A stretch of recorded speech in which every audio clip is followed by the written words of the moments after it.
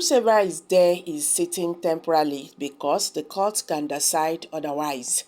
Attahiru Bafarawa.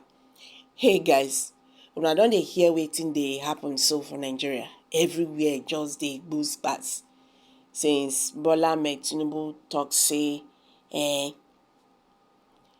if the court ruled against him because he no win for Abuja, say Nigeria go turn upside down. And since that yesterday talk, when they talk, Nigeria just a cast. They say heaven no go fall. If the court rule against him, say he go comot for position. And Nigerians don't still dey warn judiciary. Say una dey hear so. Since President Bola Ahmed Tinubu don dey warn una because he knows say the case is not going to his favor. You understand? If anything otherwise happen, that wahala wey una dey run for, Nigeria go get am double. Oh my God, have mercy.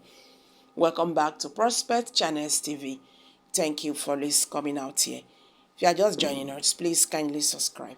And don't forget to give us a thumbs up. Thank you. In an interview with Sun newspaper, Attahiru Bafarawa, the former governor of Sokoto State, expressed his belief that the outcome of the 2023 presidential and gubernatorial elections will be determined by the tribunal. He stated that whoever is currently occupying the respective offices is there on an interim basis until the tribunal delivers its verdict. He emphasized the importance of waiting for the outcome of the litigation process and urged all parties involved to remain calm. According to Alhaji Bafarawa, the tribunals play a vital role in determining the true winner of the elections. He noted that both the president and the governors are defending their electoral victories in court. As such, the final decision rests with the tribunal, and anyone currently in office should understand that their position may change based on the outcome of the litigation. Alhaji Bafarawa urged all parties to be patient and avoid distractions until the tribunal reaches its verdict. The former governor emphasized that it is only after the tribunal's decision that individuals can truly settle into their rules and work for the people without any uncertainty or distractions.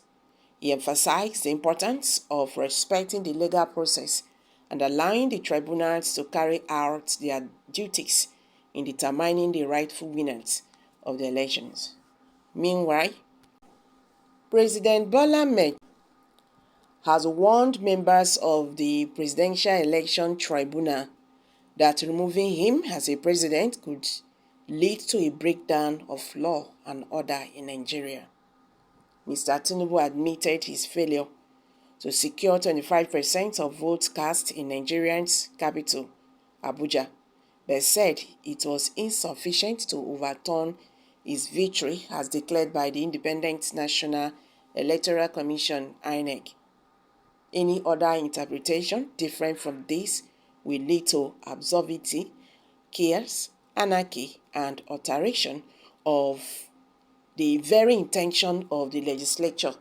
Mr. Tinubu's lawyers, led by Wole Olabekun, said their final defense statements to the court. He said in their final defense statements to the court, the lawyers were specifically addressing a section of the Nigerian Constitution that said a presidential candidate must secure 25% of votes in 2/3 of Nigeria's 36 states and the Federal Capital Territory, or Abuja. The public commentary has been rife about the intention of the clause after Mr. Tinubu won the highest number of votes in a three-way presidential race in February but failed to secure 25% in the FCT. Mr. Tinubu's team said Courts have always been careful about giving extreme interpretation of the Constitution that could spark chaos. Our courts have always adopted the purposeful approach to the interpretation of our Constitution, as exemplified in a host of decisions, the team said. They also said Mr. Tinubu would still have won the election even if he did not score anything in Abuja and one other state, although this was not the argument of petitions. Atiku Abubakar of the People's Democratic Party and Peter Obi of Labour Party. Even if there was no election in one state, including the FCT, or even if the election of a state or states, including the FCT, is voided, the entire election cannot be voided or cancelled. In concluding our argument on this issue, we urge the court to hold that any election where the electorate exercise